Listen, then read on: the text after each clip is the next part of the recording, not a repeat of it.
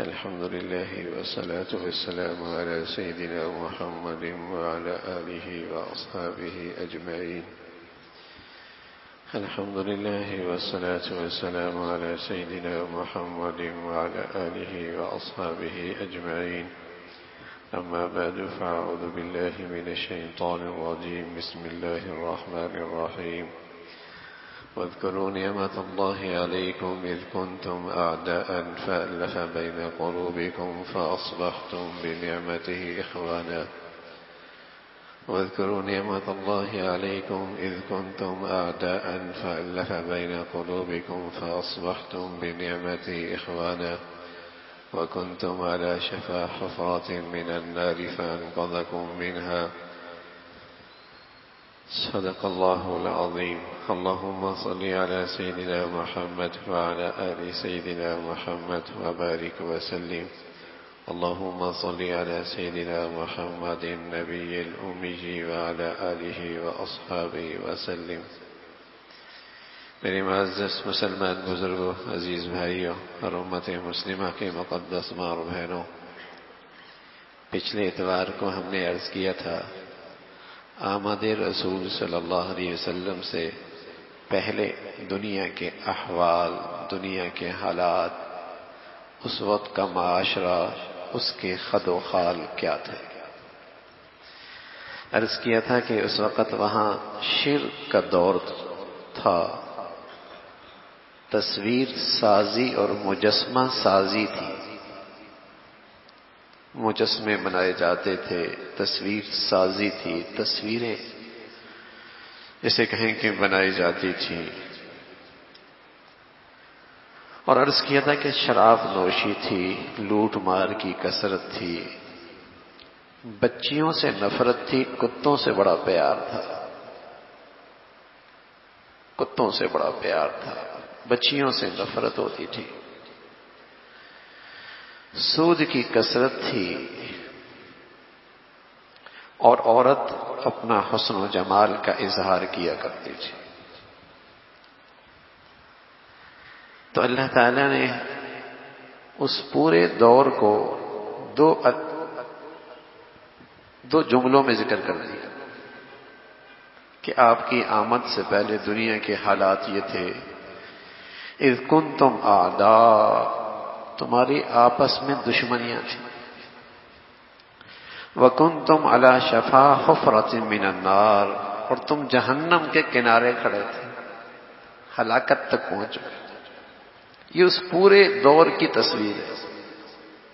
آپ علیہ الصلوۃ والسلام سے پہلے جو دنیا جس حالت میں تھی، تو قرآن نے اس کا تذکرہ ان دو جملوں میں کر دیا. اذ کنتم اعداء، تمہارے آپس میں لڑائیاں تھیں، جھگڑے تھے، دشمنیاں تھیں، نفرتیں تھیں. اذ کنتم اعداء،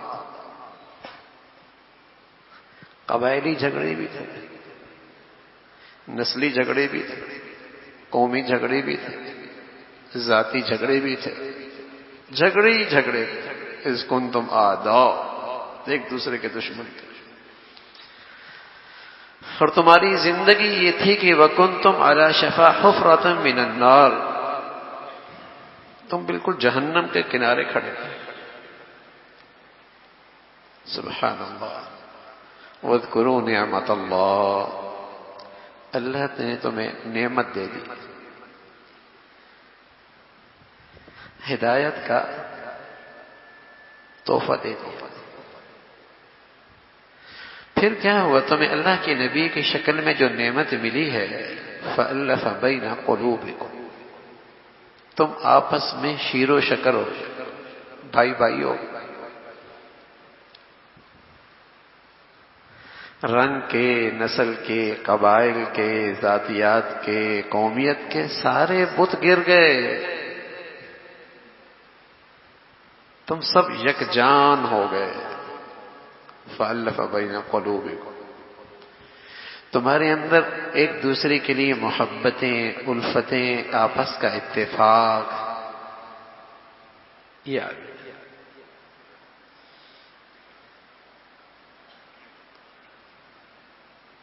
الفتیں اور محبتیں آ گئی. وَأَلَّفَ بَيْنَ قُلُوبِكُمْ لَوْ أَنفَقْتَ مَا فِي الْأَرْضِ جَمِيعًا مَا أَلَّفْتَ بَيْنَ قُلُوبِهِمْ. اگر ساری دنیا کا خزانہ بھی خرچ کر ڈالو نا اور چاہو کہ تمہارے اندر الفت اور محبت آ جائے، نہیں آ سکتی. یہ تو اس نعمت کے بدولت آئی، یہ تو اس نعمت کے بدولت آئی، ورنہ ساری دنیا کا خزانہ بھی خرچ کر ڈالو اور چاہو کہ تمہارے دل کے اندر ایک دوسرے کی الفت اور محبت اور تمہارے آپس میں اتفاق آ جائے، نہیں آ سکتی. وَاذْكُرُوا نِعْمَةَ اللَّهِ إِذْ كُنْتُمْ أَعْدَاءً فَأَلَّفَ بَيْنَ قُلُوبِكُمْ. تمہارے اندر الفت اور محبت آ گئی. آپ علیہ الصلوۃ والسلام کی آمد سے پہلے سب نفرتوں کا شکار تھے. آپ کی زندگی کی بدولت، آپ کے اخلاق کے بدولت، آپ کی سنتوں کے بدولت، آپ کی مبارک اسوہ حسنہ کی بدولت تمہارے اندر الفت اور محبت. فَأَلَّفَ بَيْنَ قُلُوبِكُمْ، محبتیں آ گئی. اور میرے عزیزو، سنت میں طاقت ہے، نبی کے طریقے میں آج بھی یہ طاقت ہے. اگر مسلمانوں میں آ جائے تو مسلمانوں میں اتفاق آ جائے. لیکن جہاں دین سے ہٹے یا جہاں بدعات کا ارتکاب ہوا وہاں پھر نفرتیں ہوں، وہاں پھر مسلمان ٹوٹ پھوٹ کا شکار ہو گئے.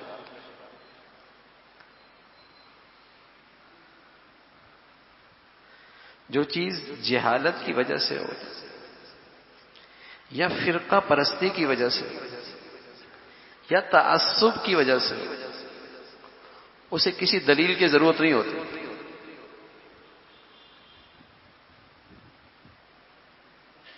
جو چیز جہالت کی وجہ سے ہو، تعصب کی وجہ سے ہو، فرقہ پرستی کی وجہ سے ہو، اسے کسی دلیل کی ضرورت نہیں ہوتی. اگر کوئی کہہ دے نا میاں یہ اللہ کے نبی کی زندگی میں نہیں ہے،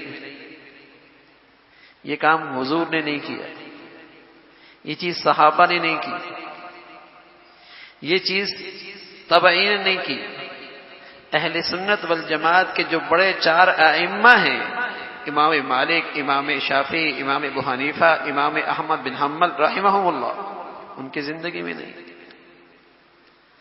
سائے ستہ کی احادیث میں کہیں صحیح حدیث نہیں ہے.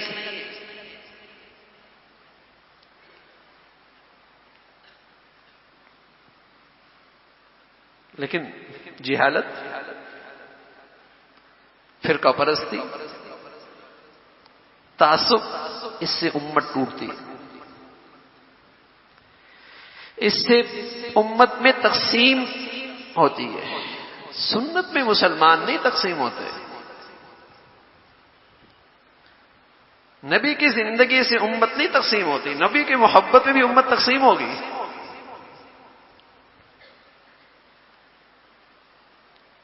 تقسیم تو ہوگی جب دین میں اضافہ ہوگا.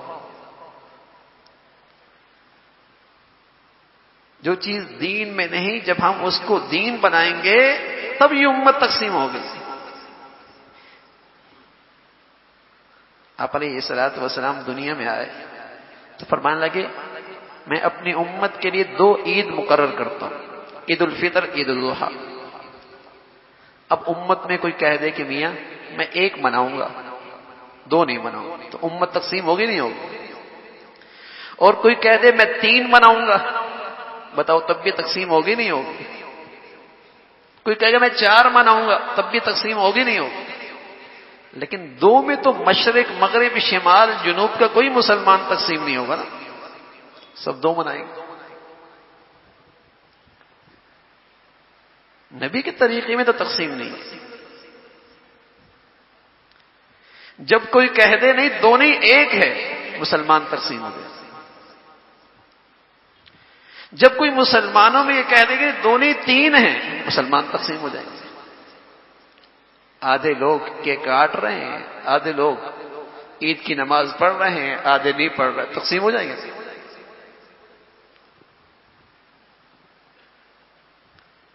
یہ تقسیم ہو جائے گی. سنت سے امت نہیں تقسیم ہوتی. سبحان اللہ. اور نبی سے محبت میں، نبی سے تعلق میں امت تقسیم ہو جائے، مسلمان تقسیم ہو جائے.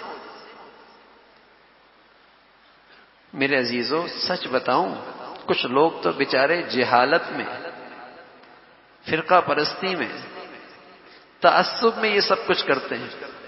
لیکن شاطر باطل، جو باطل شاطر ہے، وہ مسلمانوں میں ان بدعات کو فروغ دیتا ہے تاکہ مسلمان تقسیم در تقسیم ہوتے چلے جائیں.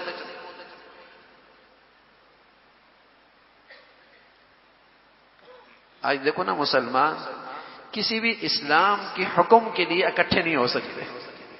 تقسیم جو ہے، کسی بھی باطل کے خلاف اکٹھے نہیں ہو سکتے. کتنا بڑا کفر سامنے آ جائے، مسلمان آپس میں اکٹھے نہیں ہو سکتے. کیوں؟ تقسیم جو ہے، کہیں جماعتی تعصب ہے، کہیں فرقہ واریت کی پرستی ہے، کہیں بدعات کے خرافات ہیں. تقسیم ہے. والذی ارسل رسولہ بالہدی ودین الحق لیظہرہ علی الدین کلہ. ہمارے پیارے نبی تو دنیا میں آئے تھے اس لیے کہ آپ کا دین دنیا پہ غالب آ جائے. لیکن مسلمان ایک ہوں تو اس محنت میں لگے نا. ان کو تو آپس ہی سے فرصت نہیں ہے.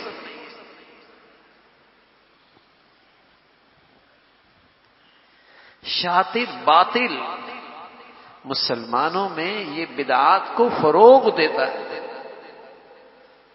دیکھو نا، کتنا بھی بے دین مسلمانوں کا حکمران ہوگا، بدعات کو وہ بھی فروغ دے رہا ہوگا. بدعات کی وہ بھی حوصلہ افزائی کر رہا ہوگا.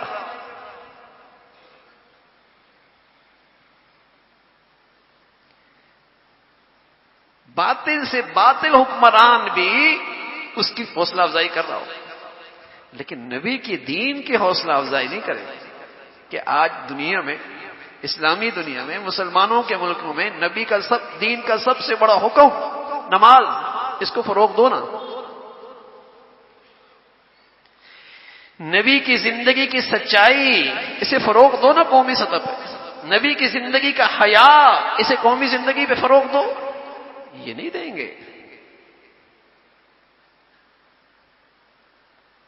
نبی کے دین کے لائی ہوئی حدود فروغ دو، نہیں دیں گے.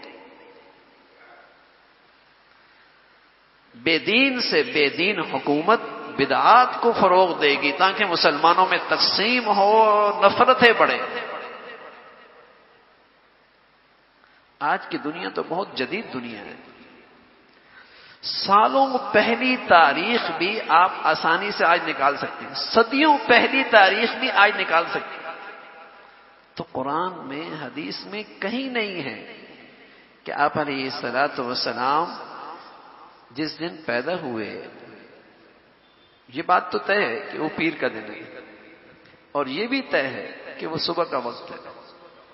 لیکن یہ تاریخ بنتی ہی نہیں کہ پیر کا دن بھی ہو اور 12 ربیع الاول بھی ہو.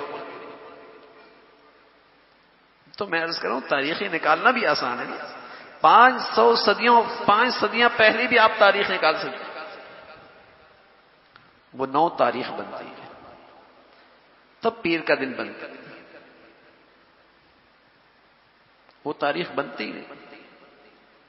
لیکن حضور علیہ الصلوۃ والسلام کی ولادت مبارک باسعادت یہ طے ہے کہ فجر کے وقت ہوئی، جب صبح پھوٹ رہی تھی،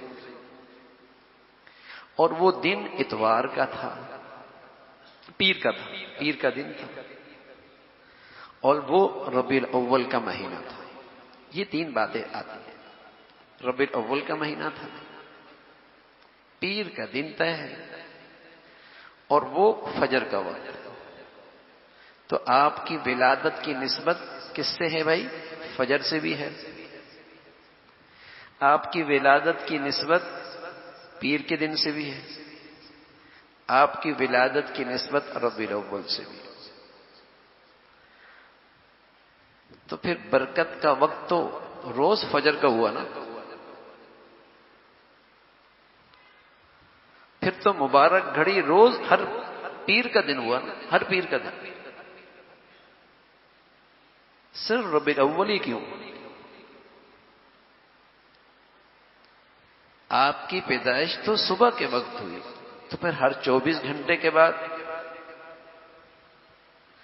آپ کی ولادت تو پیر کے دن ہوئی، پھر ہر 60 دن کے بعد، 1 سال کے بعد کیوں؟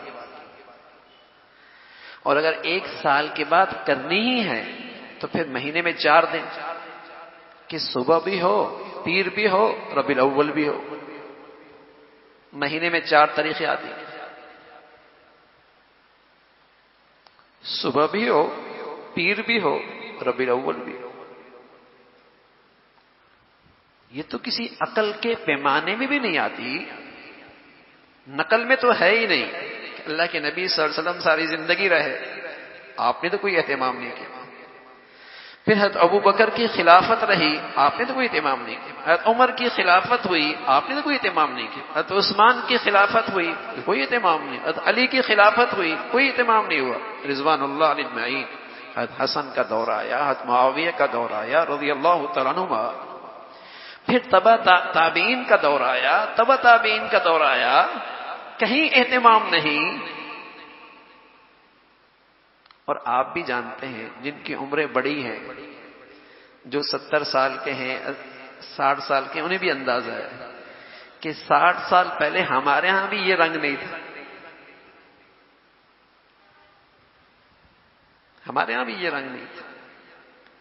اور بدعت کی شان ہی یہی ہے کہ وہ ہر زمانے کے لحاظ سے بدلتی رہتی ہے، سنت ہمیشہ ایک جیسی رہتی ہے.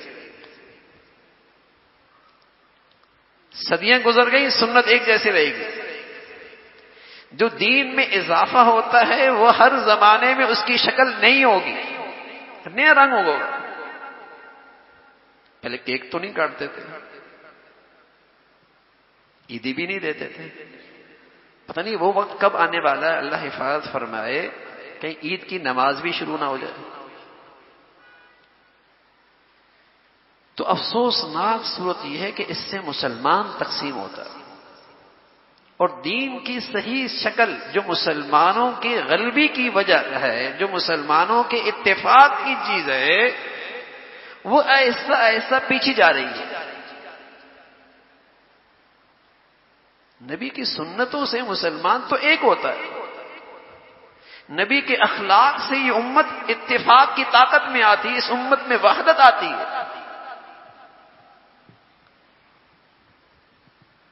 تو ولادت کی نسبت تو صبح سے بھی ہے، پیر سے بھی ہے، ربیع الاول سے بھی ہے.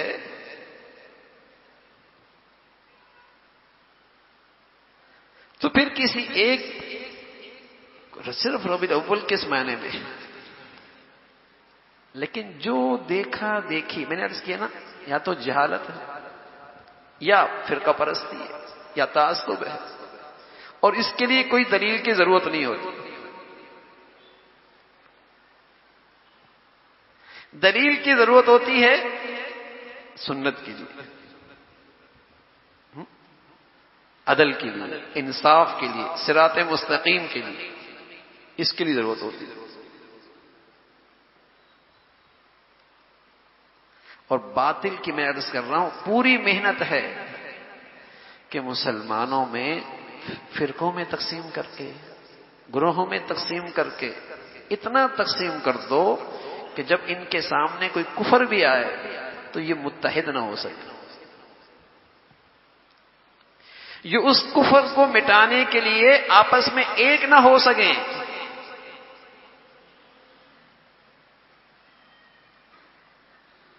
ہمیں اللہ نے یہ ملک دیا، وحدت کی برکت سے ملا.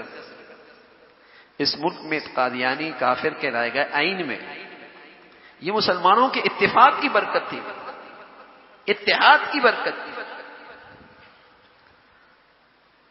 وہاں مفتی محمود صاحب رحمۃ اللہ علیہ بھی تھے، مولانا شاہ احمد نورانی رحمۃ اللہ علیہ بھی تھے، اور ہر طبقے کے بزرگان دین تھے، لیکن سب میں آپس میں اتفاق۔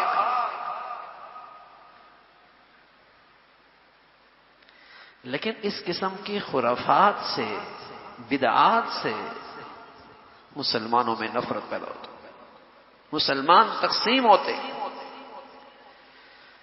اور قرآن نے بتایا وَاذْكُرُوا نِعْمَتَ اللَّهِ إِذْ كُنْتُمْ أَعْدَاءً، جب تمہارے پاس نبی کی زندگی نہیں ہوتی تمہارے اندر دشمنیاں ہوتی، تم ٹوٹ پھوٹ کا شکار ہوتے۔ جہاں تمہارے بیچ میں نبی کی زندگی آئی تمہارے اندر الفت اور محبت ہو۔ نبی کی محبت سے، نبی کی اطاعت سے نفرتیں نہیں ہوتی، مسلمان ایک ہوتا ہے، مسلمانوں میں وحدت آتی ہے، اتفاق آتا ہے۔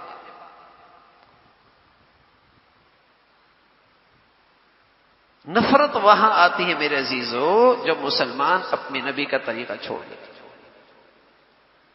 مغرب کی نماز ہم نے پڑھی، 3 رکعتیں پڑھی، کوئی کہہ دے میاں آج میرا بڑا جی چاہ رہا ہے 3 کے بجائے 4 پڑھ لوں، اب 4تھی رکعت میں اس نے کوئی غلط تو نہیں کیا، فاتحہ پڑھی، 2 سجدے بڑھ گئے، اللہ کی حمد و ثنا میں اضافہ ہوا، پیارے نبی صلی اللہ علیہ وسلم پہ درود پڑا، لیکن سب پیچھے سے کہتے ہیں نماز نہیں ہوئی۔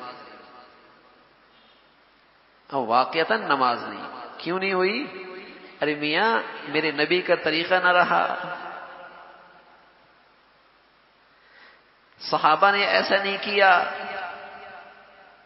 اللہ کے نبی کا یہ ارشاد نہیں ہے۔ کوئی چیز عبادت تب بنے گی، ثواب تب بنے گی، اس پہ اجر و ثواب تب ملے گا جب اس میں 2 چیزیں ہوں۔ پہلی چیز اللہ کے لیے کیا جائے، اخلاص۔ دوسری چیز اس میں شریعت کا طریقہ موجود، نبی کی سنت موجود ہو، وہ عمل صحابہ نے کیا ہو رضوان اللہ۔ اگر اخلاص نہیں، ریاکار ہے، سنت کے مطابق کر رہا ہے لیکن ریاکار ہے، تب بھی وہ نیکی نہیں، تب بھی وہ عبادت نہیں۔ دوسرا یہ کہ اللہ کے لیے کر رہا ہے لیکن شریعت کے خلاف کر رہا ہے، اس میں شریعت کا طریقہ نہیں۔ حضور علیہ الصلوۃ والسلام فرمایا کرتے تھے بیت اللہ میں جو حجر اسود ہے اس کو بوسہ دینا ایسا ہے جیسے اللہ سے مصافحہ کرنا، کتنی بڑی عبادت ہے۔ لیکن اگر کوئی آدمی وہ بوسہ دینے کے لیے جائے اور دوسروں کو دھکا دے کے جائے، تکلیف دے کے جائے، اجر تو دور کی بات ہے، گناہ ملے گا، گناہ ملے گا۔ اب بظاہر وہ نیکی نظر آ رہی ہے لیکن اللہ کی نبی کا طریقہ نکل گیا، عبادت نہیں رہی، نیکی نہ رہی۔ تو میرے عزیزو، پیارے رسول صلی اللہ علیہ وسلم کی جو زندگی ہے نا، یہ میری دنیا آخرت کی فلاح کا ذریعہ ہے۔ اور یہ بات آپ کی صحبت میں بیٹھنے والے خوب سمجھتے ہیں۔ انہوں نے اس انداز سے محبت کا اظہار تو نہیں کیا جو آج ہم دیکھ رہے ہیں، لیکن سبحان اللہ اپنی زندگی کا ہر عمل آپ کے عمل سے ایسا میل کھا رہا تھا ان کا، اور اپنی زندگی آپ کی زندگی میں ایسی ڈال لی کہ اللہ کے محبوب ہو گئے۔ اسوہ اسے کہتے ہیں، اسوہ حسنہ۔ دیکھتے چلے جاؤ اور کرتے چلے جاؤ، دیکھتے چلے جاؤ اور کرتے چلے جاؤ، اس لیے کہ مجھے اپنا پیارا حبیب بہت پسند ہے۔ جو میرے محبوب کا دیکھا ہوا عمل کرتا چلا جائے گا وہ بھی میرا محبوب بن جائے گا۔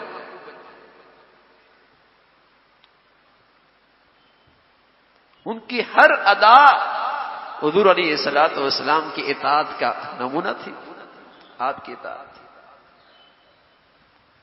حضرت مرثد ابن ابی مرثد رضی اللہ تعالی عنہ مہاجر صحابی ہے، مکہ مکرمہ گئے مدینہ سے، تو ان کا وہاں ایک عورت سے تعلق تھا، زمانہ جاہلیت میں اناق نامی ایک خاتون تھی، اس سے تعلق تھا۔ تو وہاں گئے تو اس سے ملاقات ہوئی، اس نے بلایا، اپنا تعلق جتلایا، اپنے تعلقات یاد دلائے۔ تو یہ صحابی رسول فرمانے لگے سب ٹھیک ہے، لیکن اب تیرے اور میرے درمیان میری نبی کی زندگی حائل ہے، اب میں آپ کے قریب نہیں آ سکتی۔ تو وہ کہنے لگی شادی کر لو۔ کہا ٹھیک ہے میں سوچوں گا، لیکن اللہ کے نبی سے پوچھوں گا۔ مدینہ آئے، حضور علیہ الصلوۃ والسلام سے عرض کیا یا رسول اللہ میں اس ازمائش میں آ گیا ہوں۔ تو آپ نے پھر اللہ کا پیغام سنایا، وَلَا تَنْكِحُوا الْمُشْرِكَاتِ حَتَّى يُؤْمِنَ۔ ایمان والا مشرک عورت سے شادی نہیں کر سکتی، ایمان والا مشرک عورت سے شادی نہیں کر سکتا۔ ہاں ایمان لے آئے، ایمان لے آئے، جذبات، خواہشات، لیکن سب کچھ نبی کی اطاعت سب سے آگے، سب کچھ قربان، سارے جذبات، ساری خواہشات نبی کی اطاعت کے مقابلے میں سب قربان، سب سے دستبردار۔ اور ایسے اطاعت شعار تھے۔ ایک دن اللہ کے نبی صلی اللہ علیہ وسلم جمعے میں خطبہ دے رہے تھے، کچھ لوگ کھڑے تھے، آپ نے فرمایا بیٹھ جاؤ۔ تو حضرت عبداللہ ابن مسعود رضی اللہ عنہ کان میں یہ آواز پڑی بیٹھ جاؤ۔ ابھی اندر داخل ہی نہیں ہوئے تھے، لیکن اللہ کے نبی کے یہ الفاظ کانوں میں پڑے تو آگے قدم کیسے بڑھے، وہیں بیٹھ گئے۔ سبحان اللہ۔ حضور علیہ الصلوۃ والسلام نے انہیں اندر بلایا اور ان کی تعریف فرمائی، ایسے جانثار، ایسے آپ پر فدا۔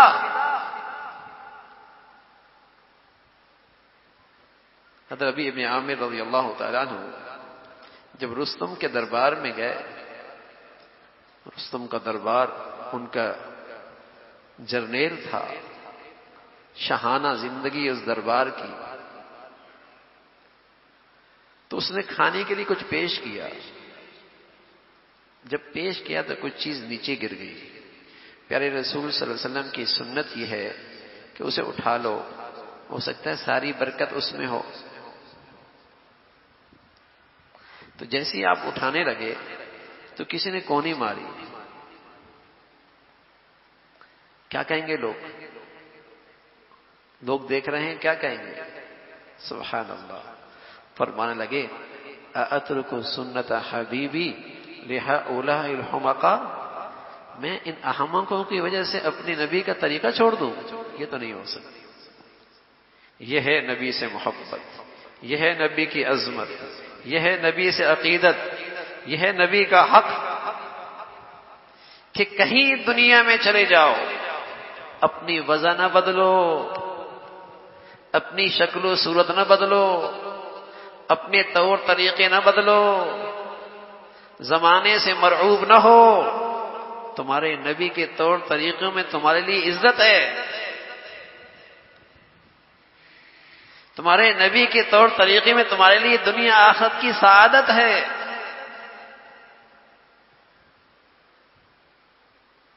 یہ محبت کا حق ہے، ہمارا ایمان ہے کہ اللہ کے نبی صلی اللہ علیہ وسلم جس گھڑی اس دنیا میں تشریف لائے، جس دن تشریف لائے، جس مہینے تشریف لائے، وہ بہت شان والا اور بڑی عظمت والا تھا، لیکن ویسی گھڑی پھر کبھی نہیں آئی، ویسا دن پھر کبھی نہیں آیا، ویسا مہینہ پھر کبھی نہیں آیا۔ اس کے ہم نام تو آیا دن، اس کے ہم نام مہینہ تو آیا، اس کے ہم نام وہ گھڑی تو آئی لیکن اس شان والی گھڑی پھر کبھی نہیں آئی. وہ مقدس گھڑی تھی، وہ مقدس دن تھا، وہ شان والا مہینہ تھا، لیکن وہ وہی تھا بس. اگر سب کی شان ہے تو پھر ہر صبح کی شام ہونی چاہیے، پھر ہر پیر کی شان ہونی چاہیے. تو نبی سے سچی محبت کا تقاضا ہے میرے عزیزو، نبی کی زندگی کو اوڑھنا بچھونا بنائیں.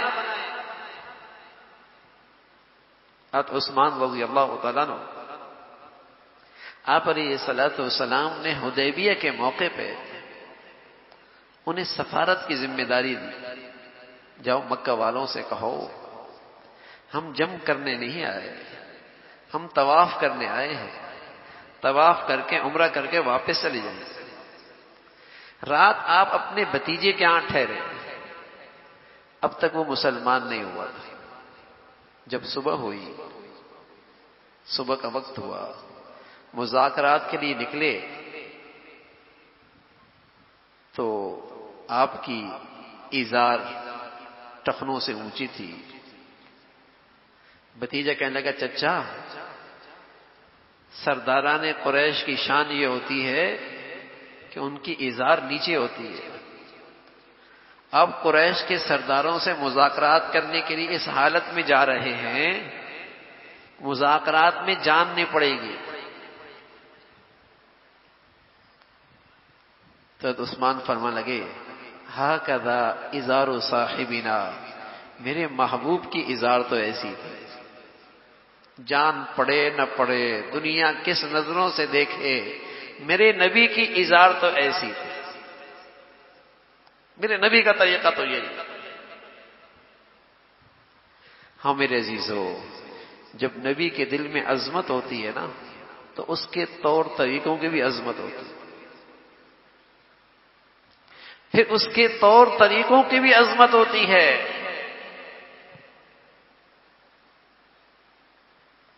آدمی جب کسی جیسا بننا چاہتا ہے تو پہلے اس کی شخصیت دل میں اترتی ہے نا، تب وہ اس کا آئیڈیل بنتا ہے نا. پہلے اس کی شخصیت دل میں بیٹھتی، عظمت آتی، پھر اس کے طور طریقے بھی آتے. ایسا ہی ہے. ہاں میرے عزیزو، کہ نبی کی عظمت دل میں بیٹھے، اس کی سچائی کیا ہے؟ نبی کے طور طریقوں کی زندگی بھی میرے پاس آ جائے، وہ بھی میرے ہاں اس کی بھی عظمت آ جائے، یہ سچائی ہے. آج ہمارے بچے، ہماری بچیاں جن کو بار بار دیکھتے ہیں اور ان کے تذکرے سنتے ہیں، پھر ان جیسے کپڑے بھی پہن لیتے، ان جیسے بال بھی بنا لیتے، ان جیسے ان کے جسم پہ شٹ بھی آ جاتی ہے، اس جیسا اٹھنا بیٹھنا بھی ہو جاتا ہے.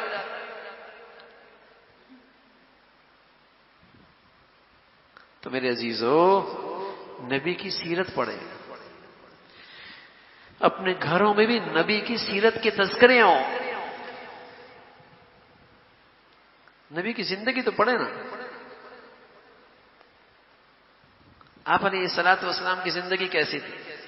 اور خاص طور پہ اردو کتاب، اردو میں بھی ہے، انگریزی کے اندر بھی ہے. حضرت ڈاکٹر عبدالحی عارفی رحمۃ اللہ علیہ کی کتاب ہے اسوہ رسول، پڑھنے کے لائق، آسان بھی ہے.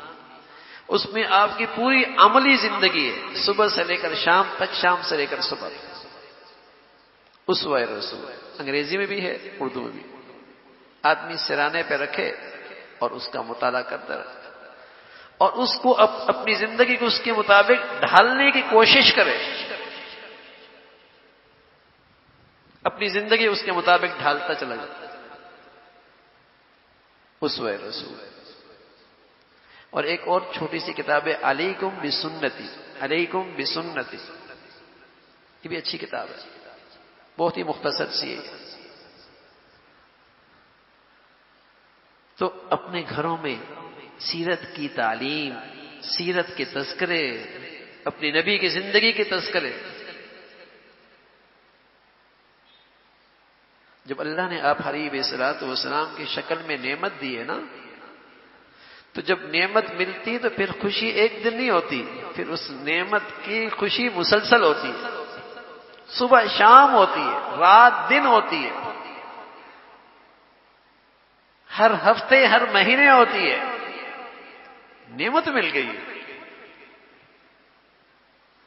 پھر اس کی خوشی ہر گھڑی ہے، پھر اس کے لیے کوئی دن، کوئی رات، کوئی مہینہ، کسی کی کوئی قید نہیں، ہر وقت اس کا تذکر ہو اور ہر وقت اس ذات کے احسانات کا تصور ہو، اور جب یاد آ جائے صلی اللہ علیہ وسلم، صلی اللہ علیہ وسلم، یہ آپ علیہ الصلوۃ والسلام پر سب سے مختصر درود و سلام ہے، صلی اللہ علیہ وسلم۔ اس میں درود بھی ہے، سلام بھی ہے، صلی اللہ علیہ وسلم، سب سے مختصر، صلی اللہ علیہ وسلم۔ ایک دن آپ علیہ الصلوۃ والسلام مسکراتے چہرے کے ساتھ باہر تشریف لائے، صحابوں نے پوچھا یا رسول اللہ بڑے خوش نظر آ رہے ہیں۔ فرمایا کیوں خوش نہ ہو، جبرائیل امین نے آ کے بتایا ہے کہ اللہ نے فرمایا ہے جو بھی آپ پہ درود و سلام بھیجے گا ایک بار تو اللہ اس پہ 10 مرتبہ رحمتیں بھیجے گا، اللہ تعالیٰ اس پہ 10 مرتبہ رحمتیں بھیجے گا۔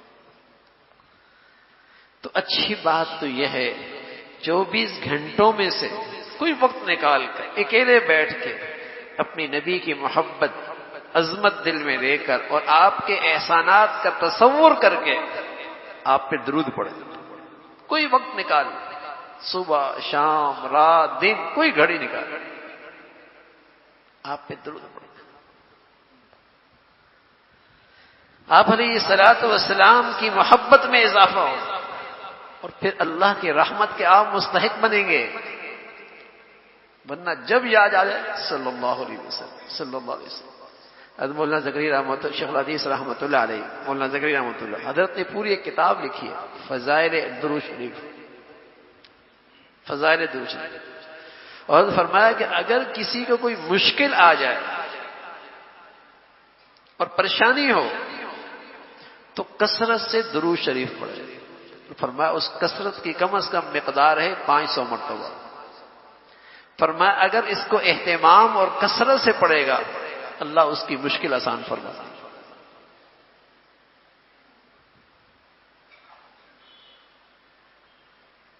اللہ کی رحمت آ رہی ہے اور ہر بار آ رہی ہے۔ ہماری دعائیں بھی کیسی ہوتی ہیں، لیکن اگر درود و سلام کی شکل میں ہم نے دعا اللہ کے نبی کے حق میں کی تو یہ تو اللہ نے قبول کرنی ہے نا، یہ تو قبول ہونی ہی ہے، لیکن اس کی برکت سے درود پڑھنے والے کا کام بن جائے۔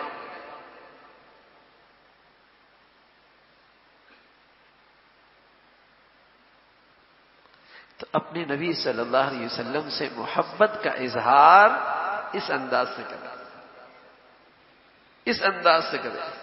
آپ علیہ الصلوۃ والسلام نے محبت کا معیار یہی بتایا۔ آپ کا بہت پیارا شاگرد، آپ کی صحبت میں اٹھنے بیٹھنے والا انس رضی اللہ عنہ، ایک دن اللہ کے نبی صلی اللہ علیہ وسلم ان سے کہنے لگے یا بنیا، اے میرے پیارے بیٹے،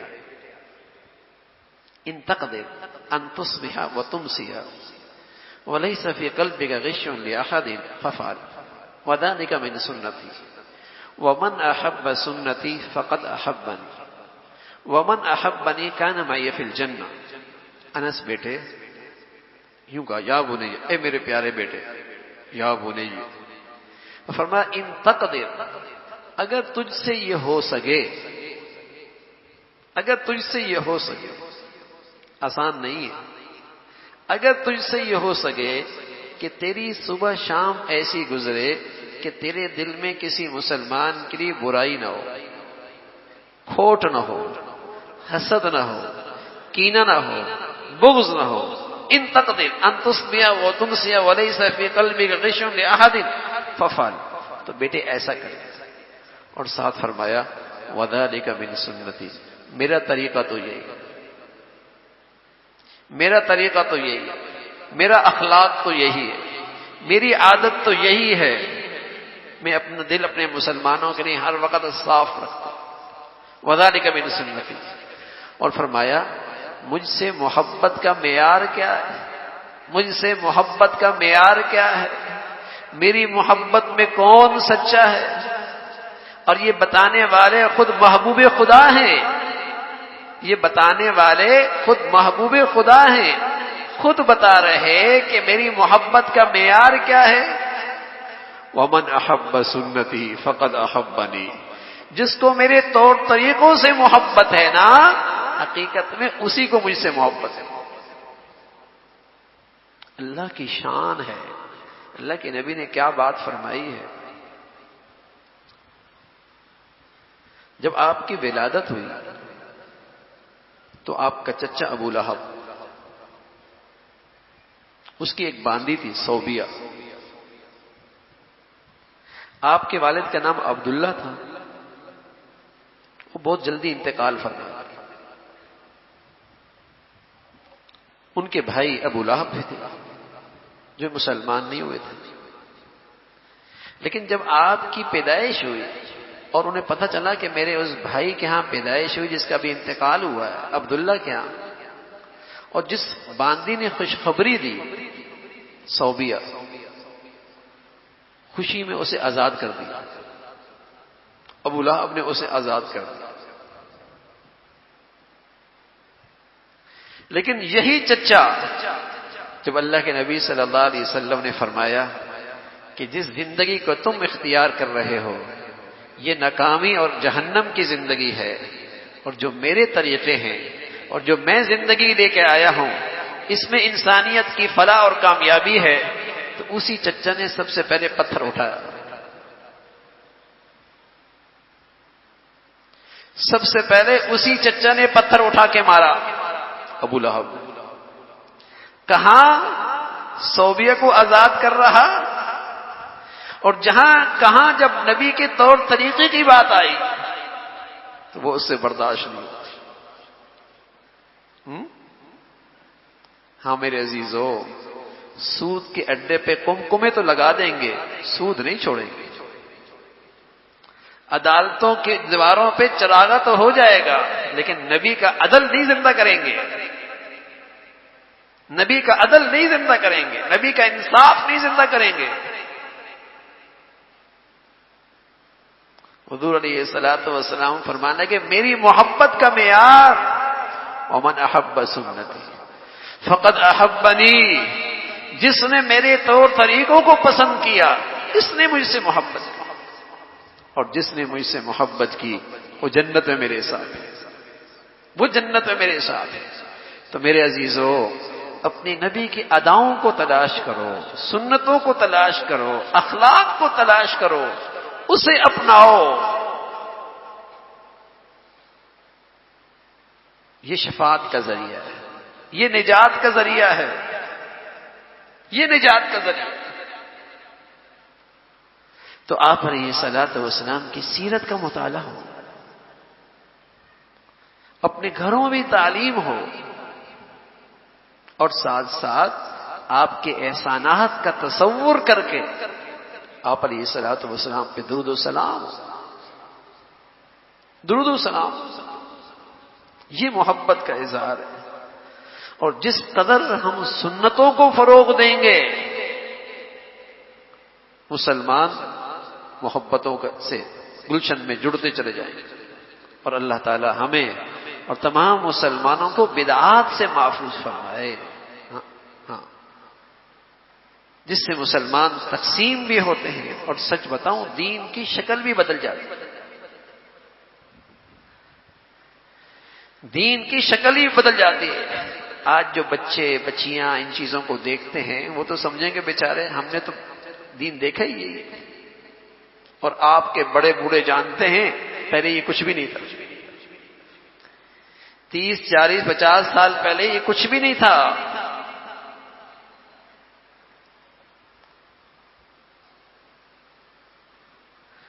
سنت ہمیشہ ایک جیسی ہے، نبی کے طور طریقے ہمیشہ صدیوں سے ایک جیسے، تو اس سے مسلمانوں میں اتفاق پیدا ہوتا ہے، مسلمانوں میں آپس میں ایک دوسرے کے لیے محبتیں پیدا ہوتی ہیں، اور جس قدر یہ خرافات ہوں گی مسلمان آپس میں نفرتوں کا شکار ہو جائے، اور دشمن اور عالمی دشمن یہی چاہتا ہے کہ مسلمان تقسیم در تقسیم ہوتے چلے، اور ان کے ماحولوں میں، ان کے ملکوں میں بڑے سے بڑا کفر بھی آ جائے تو یہ اکٹھے ہو کر مقابلے پہ نہ کھڑے ہو۔ یہ کبھی کہتے ہیں اسرائیل کو قبول کر لیں گے، کبھی فلاں کو قبول کر لیں گے، ہاں مسلمان کیا اکٹھے ہوں گے؟ یہ آپس میں تقسیم ہوتے رہے۔ کسی برائی کے لیے، بڑی سے بڑی برائی کے لیے مسلمان آج اکٹھا ہونے کے لیے تیار نہیں، پہلے انہیں تقسیم کرو اور پھر ان سے سب کچھ کرا دو، پہلے انہیں تقسیم کرو۔ اس لیے اس قسم کی خرافات جو ہوتی ہیں، بدعات جو ہوتی ہیں، بے دین سے بے دین حکمران بھی اسے فروغ دے رہا ہو، اور بے دین سے بے دین ذرائع ابلاغ بھی اسے فروغ دے رہے ہو، نبی کے حیا کو فروغ نہیں دیں گے، نبی کی لائی ہوئی نماز کو فروغ نہیں دیں گے، نبی کے لایا ہوا زکوٰۃ کو فروغ نہیں دیں گے، نبی کی لائی ہوئی دیانت اور سچائی کو فروغ نہیں دیں گے، ان چیزوں کو فروغ نہیں دیں گے۔ لیکن جس سے مسلمان تقسیم ہوتے ہوں اور جس سے اسلام کی شکل خراب ہوتی ہو اسے فروغ دیں گے۔ تو سیرت کو فروغ دو میرے عزیزوں، نبی کی سنتوں کو فروغ دو، تاکہ ہمارے بچوں کے سامنے، ہماری نئی نسل کے سامنے نبی کی صحیح زندگی سامنے آئے،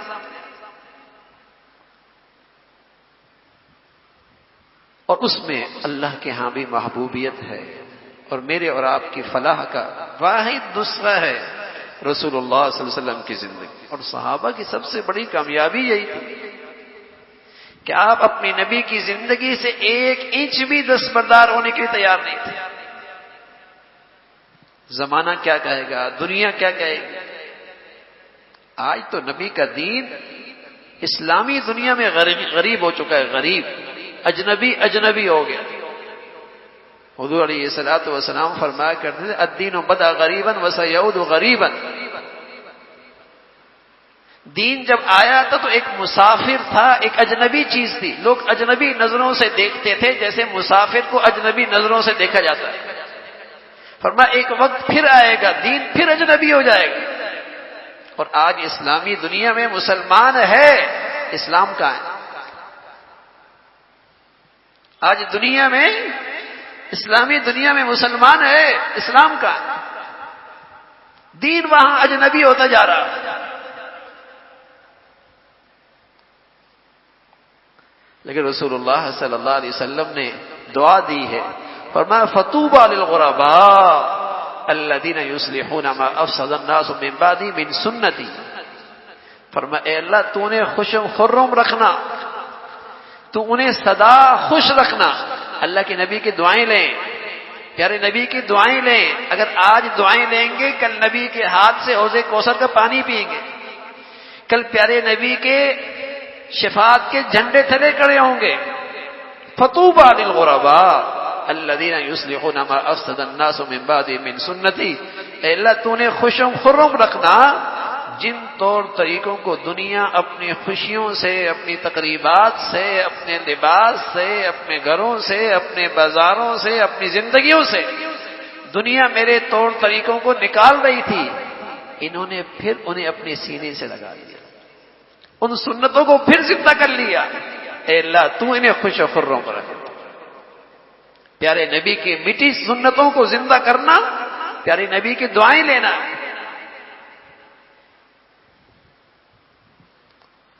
جو طریقے آج دنیا میں میرے نبی کے مٹ رہے ہیں انہیں زندہ کرنا۔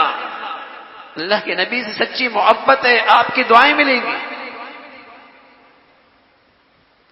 عمرہ کر کے آئیں گے لوگ، آپ کی دعوتیں کریں گے، خوش ہوں گے.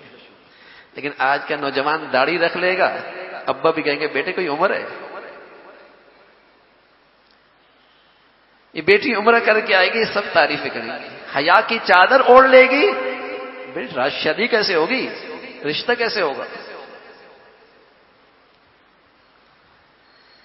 تو جو پیارے نبی کی زندگی کے طور طریقے مٹ رہے ہیں اور دنیا کو آج برداشت نہیں ہے، زندہ کرو نا انہیں. نبی کی دعائیں ملیں گی. فطوبى للغرباء الذين يصلحون ما افسد الناس من بعد من سنتي. اے اللہ تو نے خوش و خرم رکھنا کہ جنہیں دنیا اپنے گھروں سے نکال رہی تھی، خوشیوں سے نکال رہی تھی، زندگیوں سے نکال رہی تھی، یہ آگے بڑھا اور اس نے ان کو پھر زندہ کر دیا، پھر سینے سے لگایا. ہم تو کہا کرتے ہیں جن کو اللہ نے مال دیا ہے ہر سال عمرہ کرتے ہیں، اچھی بات ہے. ہر سال رمضان ماہ گزارتے ہیں، اچھی بات ہے. لیکن کیا ہی اچھا ہے جنہیں اللہ نے مال دیا ہے وہ ایسا بھی کریں کہ اپنے بچوں اور بچیوں کی شادی سنت کے مطابق کریں. ہاں ایسا بھی ہونا کتنا اچھا لگے. اللہ نے اتنی دولت دی، پیسہ دیا، لیکن اپنی بیٹی کی شادی سنت کے مطابق، اپنے بیٹی کی شادی سنت کے مطابق. یہ مٹ چکے ہیں طور طریقے. بازاروں سے دیانت مٹ چکی ہے، سچائی مٹ چکی ہے، وعدہ وفا مٹ چکا ہے. سنت زندگی جی نبی کی، یہ ہے نبی سے محبت. اس سے پیارے نبی نے فرمایا دعائیں ملیں گی میری. آج دعائیں ملیں گی، کل نبی کے ہاتھوں سے حوض کوثر کا پانی ملے گا. کل نبی کی شفاعت کے جھنڈے تلے کھڑے ہوں گے. فطوبى للغرباء الذين يصلحون ما افسد الناس من بعد من سنتي. سنتوں کو زندہ کیجیے. اللہ تعالیٰ بھائی ہم سبھی کو اپنے حبیب صلی اللہ علیہ وسلم سے سچی محبت اور آپ کے طور طریقوں کو زندہ کرنے کی توفیق نصیب فرمائے. وآخر دعوانا الحمد للہ رب العالمین. اللهم لك الحمد كله ولك الشكر كله.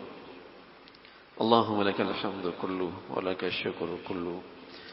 اللهم أعنا على ذكرك وشكرك وحسن عبادتك. اللهم أعنا على ذكرك وشكرك وحسن عبادتك. يا حي يا قيوم برحمتك نستغيث أصلح لنا شأننا كله ولا تكلنا إلى أنفسنا طرفة عين.